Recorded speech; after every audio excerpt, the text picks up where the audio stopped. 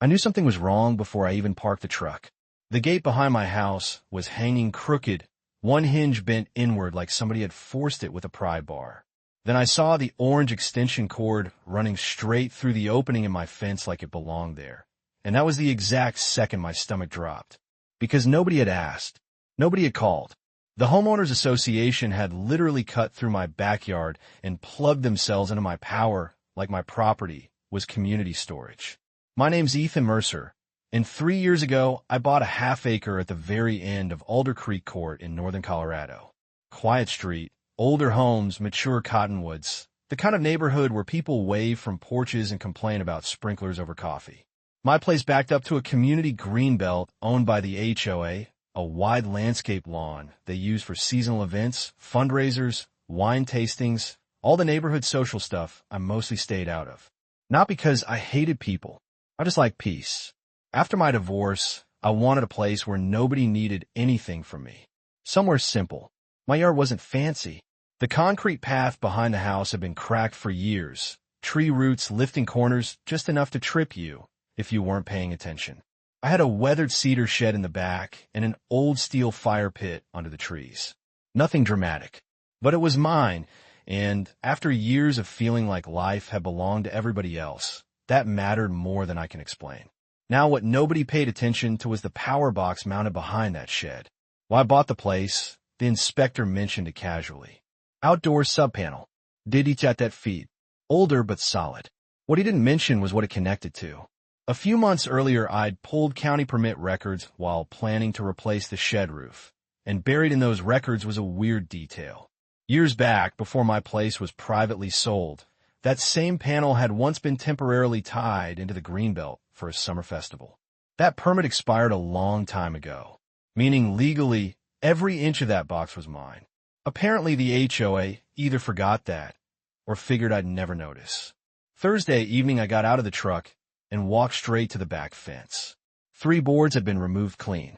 An orange contractor-grade extension cord fed through the opening and plugged directly into my panel. And taped right above my breaker switch was a bright yellow sticker. Do not disconnect. Event active. I actually laughed. Not because it was funny, because it was so unbelievably arrogant I didn't know what else to do. I took photos from every angle. Fence opening. Boot prints in the mulch. The cord. The panel, the sticker. Then I called county permitting. A woman named Sandra picked up. She sounded tired, like she'd been answering complaints all day. I gave her the address. She pulled the records. Then she said, Mr. Mercer, yes. That electrical panel is registered solely to your parcel. No easement access attached. I asked one question. If I unplug equipment connected to my panel, am I violating anything? No, sir. Short pause. Anyone entering your lot without consent would be. That was enough for me. Next call was to a licensed electrician I've used before named Ron Talbot. I texted him a photo.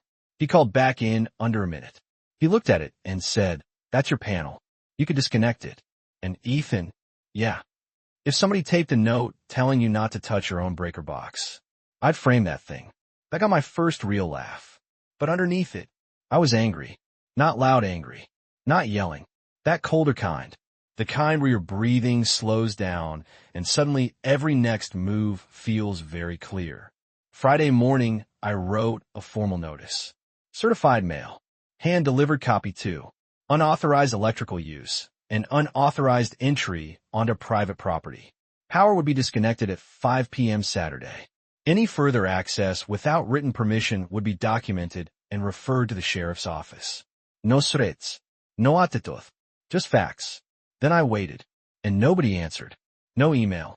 No phone call. Nothing from aboard. Saturday afternoon rolled in warm and bright. Colorado's sky, clear as glass. I grilled burgers for myself around lunch, watered the side garden, and pretended I wasn't watching workers haul folding chairs and catering equipment onto the HOA lawn behind my property. By 4:30, it looked like a wedding venue. Tall white linen tables. Rental poles with cafe string lights. Fresh flower arrangements. A jazz quartet setting up near the fountain. People arriving dressed like they were headed to a country club fundraiser. Laughter drifting over the fence.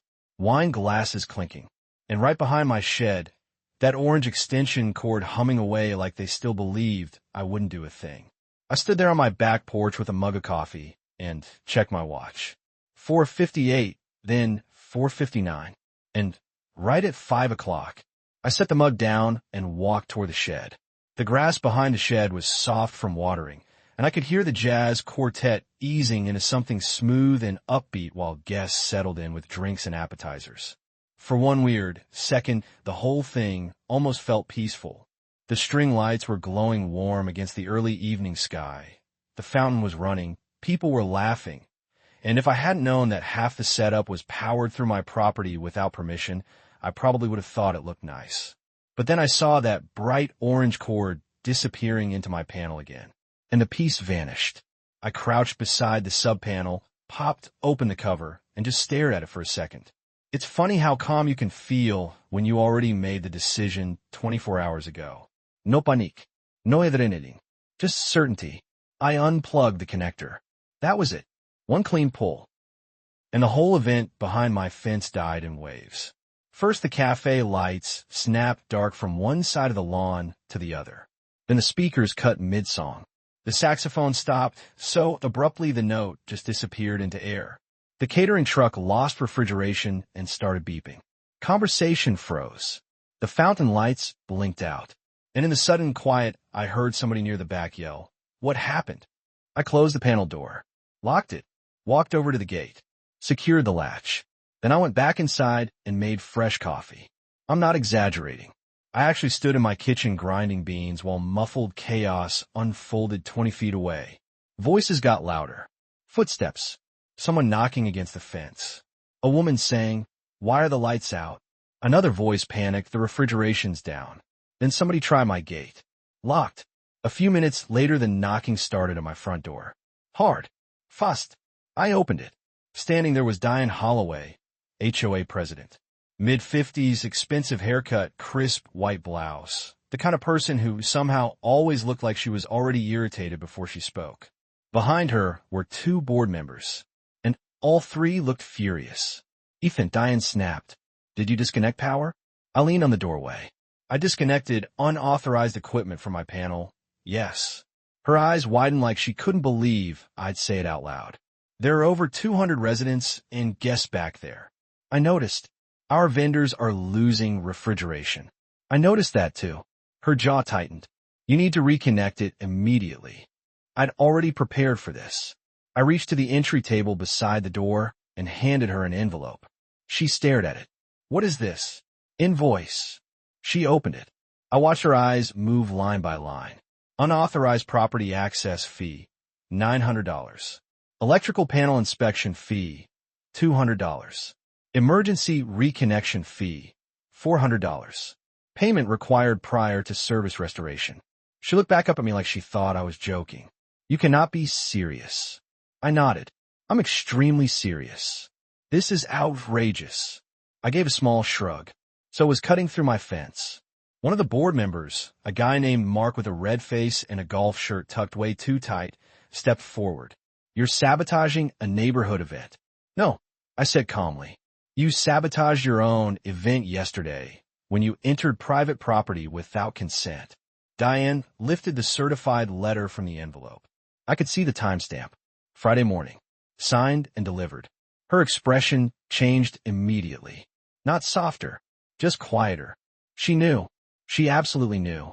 Because there's anger, and then there's the moment somebody realizes they have no leverage. She tried one more angle. We were under pressure. The lawn electricians had an issue. We needed temporary access. And somehow nobody could knock on my front door? Silence. Mark folded his arms. It was just for one evening. I looked right at him. "And this is my property every day." That landed. Nobody said anything for a second. From a lawn behind us, someone shouted Diane's name. Then another vendor came jogging toward the driveway, asking if they had backup generators. Diane pinched the bridge of her nose, then asked quietly, "How quickly can power be restored?" "Once fees are paid." "You expect a check right now?" "Yes." She stared at me for another long second, like she was deciding whether to gamble. Then she muttered something under her breath and turned. 20 minutes later, Mark came back with a checkbook. I watched him write every number. He signed so hard I thought he might tear the paper. I deposited it through my banking app while standing on the porch. Then I gave them one sentence. I'll reconnect once I receive written acknowledgement that no one enters my property again without permission. Diane looked like she wanted to throw something, but she signed. Right there, pen pressed hard against the hood of her SUV. Once I had both, I walked back to the shed. By then, dusk had settled. The guests were restless. Some were leaving. Others stood around in clusters whispering. I could feel eyes on me all across the greenbelt. I opened the panel, plugged the core back in, and the lights came back all at once. Golden bulbs glowing overhead. Speakers humming back alive. Fountain relit. The catering truck powering up.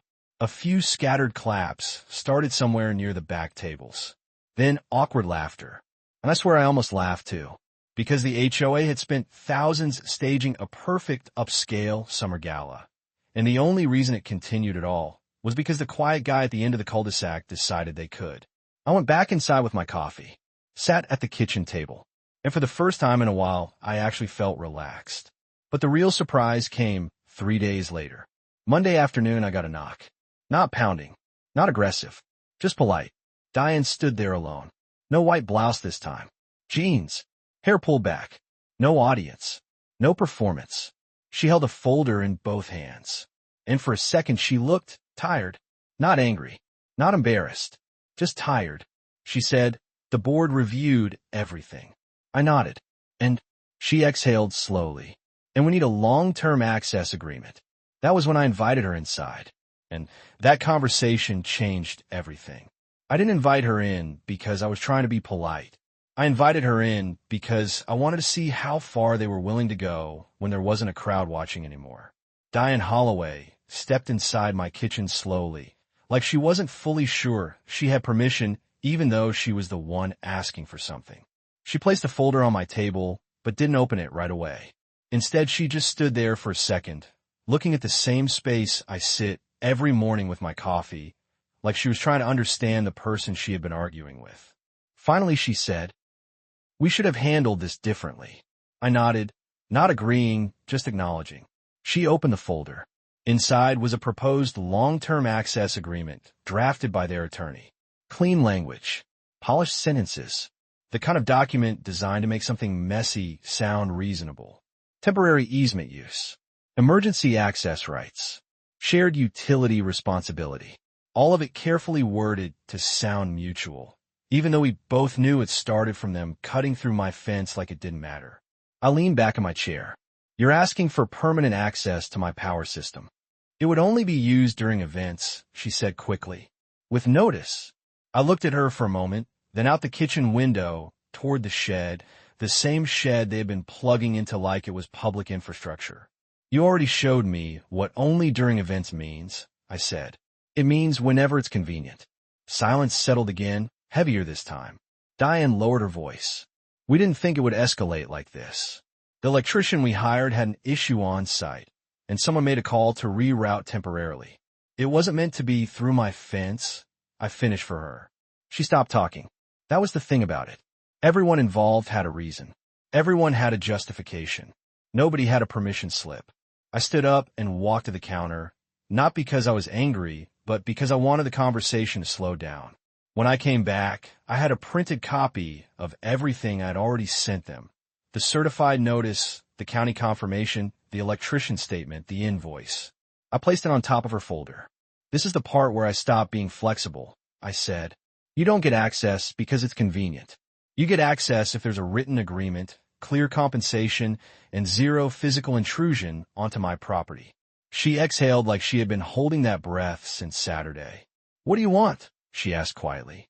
That question surprised me more than the conflict ever did, because it wasn't defensive.